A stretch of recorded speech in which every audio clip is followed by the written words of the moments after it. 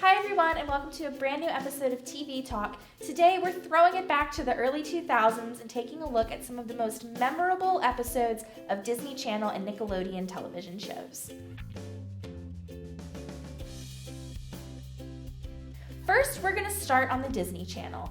And if you grew up in the late 90s, mid-2000s, Disney Channel programming was simply iconic. One of the more popular shows was Hannah Montana, which starred Miley Cyrus as a normal high school student who lived a double life as the pop superstar Hannah Montana. And if you were growing up in the mid-2000s, there were two other things that you loved besides Hannah Montana, and that was High School Musical and the Jonas Brothers. And all of these things came together one day in August when the Jonas Brothers guest starred on an episode of Hannah Montana that premiered after High School Musical 2. I mean, come on, it doesn't get cooler than that. This episode was entitled Me and Mr. Jonas and Mr. Jonas and Mr. Jonas. We're such big fans. We love your music. You're pretty. The plot of this episode focused on Miley when she became jealous of the Jonas Brothers because she felt that her father, Robbie Ray Cyrus, had more fun working with the Jonas Brothers than her. And, she got into her crazy antics, trying to, be cool like the Jonas Brothers, and in the end, she learns that her father loves her, but he also likes working with different people. Everything was okay. This was the highest rated episode of Hannah Montana ever, and you can tell why. The Jonas Brothers were on it. I mean, come on, it does not get cooler than that. Another popular show on the Disney Channel was The Sweet Life of Zack and Cody. This starred Dylan and Cole Sprouse as twins that lived in a hotel with their mother, who was an entertainer for that hotel. Of course, the twins get into all sorts of antics with London Tipton, who is the daughter of the hotel owner, Maddie, the girl who works at the candy counter, and they try to irritate Mr. Mosby, the neurotic hotel manager. One of the more popular episodes of this show was The Ghost in Suite 613, and this episode aired around Halloween. And it focused on the twins when they find out that a room in the hotel may possibly be haunted. So they decide to get all of their friends together and spend the night in this hotel suite. And once they get there, things start going awry and Zack starts getting very, very scared. All throughout the episode, more creepy things keep happening until at the end, they reveal that it was all of his friends playing a prank on him. Everyone laughs, haha, it's so funny. But at the very, very end of the episode, Zack and Cody actually see the ghost. Lots of frights on the Disney Channel for Halloween. This probably aired in between a marathon of the Halloween Town movies. Again, a very good episode of The Sweet Life of Zack and Cody. Another show that launched the career of a now famous pop star was Wizards of Waverly Place, and this of course starred Selena Gomez as Alex Russo, a teenage wizard living in New York City. She and her brothers all have magical powers, and the show kind of focused on how they dealt with these magical powers, and then everyday teenage things like, oh no, I got a pimple, or oh, this boy likes me, all of that stuff. One of the higher rated episodes for this series was actually an episode called Wizards vs. Werewolves. And in this, Justin and Max, the two brothers, are searching for Justin's love interest, Juliet, who has suddenly gone missing. And while they're dealing with that, Alex has started dating this boy who she really likes. His name is Mason, but he starts acting kind of shady. He's disappearing. She doesn't really know what's up with him. Well, she tracks him down and finds out that he is a werewolf. And once they find out that he's a werewolf, they continue to date, but she gets the idea that he can be used to track down Juliet, Justin's love interest. And Mason tracks Juliet down to Transylvania, where they learn that she is a vampire.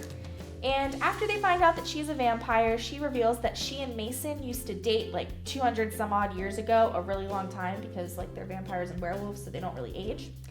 And Alex is a little uncomfortable with this, but Mason says he still loves her, but she's not sure. So she's trying to reconcile her feelings with this. At the end of the episode, she realizes that it's not going to work out with her and Mason, so they call things off. Justin and Juliet call things off as well, and at the end of the episode, they're both very upset because their relationships didn't work out, and they're not sure how they're going to be able to maintain relationships when they're wizards and keep meeting all these kooky characters. This episode was especially popular because it aired in the mid-2000s, right when the Twilight phenomenon was kind of happening, so this was probably a more PG or G-rated look at the whole vampires, werewolves, wizards, love triangle kind of thing that most of us probably watched and loved when we were still checking out the Disney Channel. And our last Disney Channel show that we're going to talk about is my personal favorite, and I believe one of the most iconic, and that is Lizzie McGuire. And fun fact, Lizzie McGuire actually just celebrated their 15th anniversary this past January, which is crazy. It's hard to believe that that show aired 15 years ago. It makes you feel like so old when you think about watching it as a child. And one of the most iconic episodes of this show happened very, very early on in the series. And this episode was Picture Day. I believe it was the second episode of the series. And in this, Lizzie, Miranda, and Gordo are getting ready for Picture Day. They've all got their outfits. Miranda's rocking this really cool one. Lizzie, unfortunately, has to wear a unicorn sweater that her grandmother sent her, and she's not into that. They get to school and they see that Miranda and the popular girl Kate are wearing the exact same outfit. And of course, that cannot happen. So Kate devises this plan to try to make Miranda change. And she decides to put a hit out on Miranda in the most middle school way possible. She gets some kid to try to throw green paint at Miranda. Well, Lizzie sees this, and Lizzie has just fixed her own problem. Gordo helped her find another outfit, so she looks all cool. But she values her friendship with Miranda, so as this kid goes to throw green paint at Miranda, Lizzie jumps in front of him and gets covered in green paint. She ends up having to pose with the unicorn sweater, but Miranda's outfit is saved. This episode is just a great testament to how awesome it is to have great friends. It's a good throwback to those awkward middle school pictures everyone had to take, and it's just a lot of fun. It really set up the vibe and the feel for how the rest of the series was going to go, and it's just a great episode of television. Now we're going to talk about some Nickelodeon shows. One of the first live action shows that Nickelodeon had success with was Drake and Josh, which was a show that followed two boys who are very different but end up becoming stepbrothers, and of course crazy shenanigans ensue. And one of the most memorable episodes of this show was entitled Josh Runs Into Oprah. And in this, Josh has been a huge fan of Oprah Winfrey for a very, very long time. And I even put a call in to Oprah. What can Oprah do? Oprah can do anything! And as a special birthday surprise, his stepbrother Drake decides to surprise him with a trip to the studio where Oprah films her show. Well, they get there, and Josh runs over Oprah with his car, sending her to the hospital. So they go to the hospital, and in an attempt to see her, they pretend that Josh has some terrible disease, and of course things go awry. Josh is taken away by doctors, and when they finally come back home, Drake is able to surprise his brother with an incredible party as well as Oprah Winfrey's autograph, even if that autograph is a signature on a restraining order. This show is incredibly popular and people really liked it, and hearing about this episode, it's easy to see why.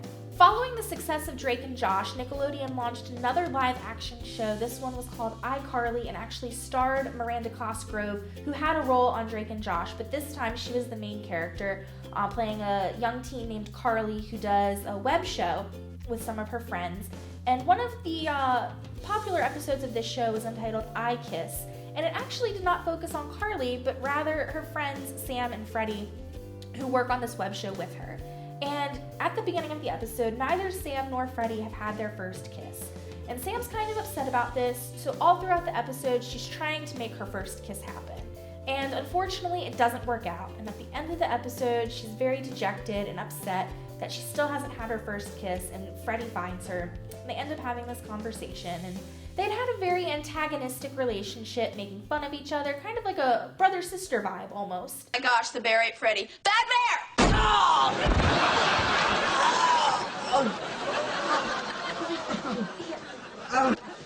Never do that again! You're not the boss of me.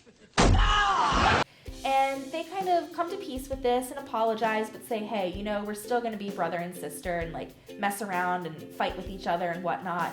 And Freddie actually ends up kissing Sam as a little surprise for her. While this may not be the official start of their relationship, it can be looked at the beginnings of their relationship, because later on in the show, Freddie and Sam actually do begin to date, but they still have that antagonistic relationship all the way throughout. It's a really great thing to watch. And now Nickelodeon did make a splash with a lot of animated shows in our childhood, and the prime of these shows really began in the late 90s with different things like Hey Arnold, SpongeBob, The Fairly Odd Parents, that focused on like two 15-minute episodes and one larger 30-minute episode.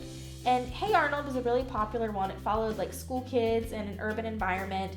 Arnold was the one that wore a kilt and had a football-shaped head, so he was very easy to spot and remember. And one of the funnier episodes of Hey Arnold was an episode entitled It Girl, where his friend Helga, who's kind of mean, becomes a model, and she becomes like this muse for a fashion designer because she's making all these really weird, mean faces that this fashion designer is into.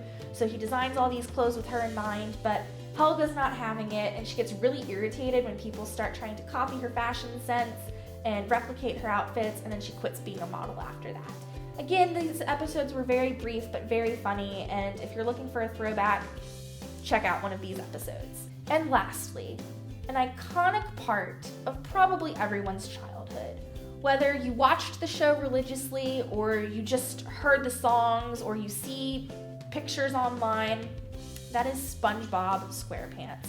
SpongeBob started out as, again, one of these like 15-minute cartoons that has now become a cultural phenomenon. They're actually developing a Broadway musical about SpongeBob. How cool is that? It's gotten really good reviews out of town. More on that later. But one of the big episodes of SpongeBob is an episode entitled Ripped Pants. It was one of the very, very early episodes of season 1, and in this, SpongeBob goes to the beach and he rips his pants, and everyone laughs at him. It sounds like a very simple plot.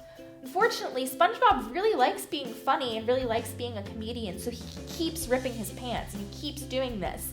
And eventually people just get irritated and kind of tired of it, and they don't laugh anymore, and SpongeBob gets upset. And to showcase his internal anguish, he writes this very dramatic song called Ripped Pants. I thought that I had everybody on my side, but I went and blew it all sky high, and now she won't even spare a passing glance. And it becomes this huge musical number at the end of the episode. Of course, SpongeBob has spawned a lot of funny little songs. This was one of the first. It's a great episode to check out. One of the more popular ones. You know, if you're getting ready for the SpongeBob movie that's going to come out, or the SpongeBob musical, definitely check this one out when you're preparing for that. Thank you so much for checking out this episode of TV Talk. Make sure to subscribe to our YouTube channel, WMTV 1693. Check out all of our social medias and our website. Thank you so much for watching. We'll see you next time.